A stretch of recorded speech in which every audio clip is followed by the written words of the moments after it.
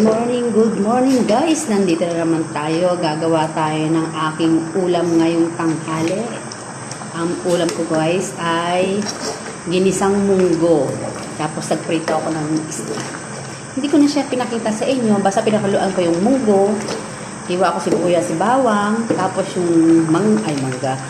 Yung isda. Ayan. Mulo na siya.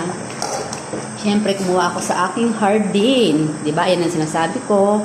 Diyan sa Pilipinas. Yung kung meron tayong mga pwede din nating mga balde na hindi na ginagamit. Yung mga paso, taniman natin para kahit paano maka-survive tayo ng mga konting bilihin. Ayan.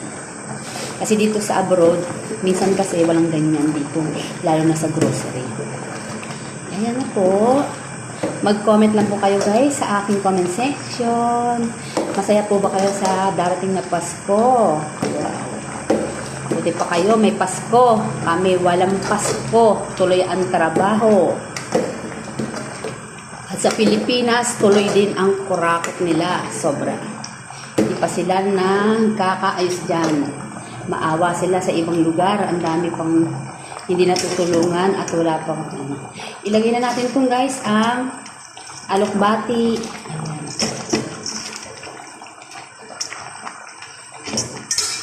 Sana maging maayos naman ang pamamalakad ng ating bansa para gumanda ang ating ekonomiya at ang lahat ng tao ay huwag naman maghirap. Magkaroon man ng trabaho lahat. Ayan na guys, napakasarap ng aking munggo. Ayan, comment lang kayo sa aking comment section.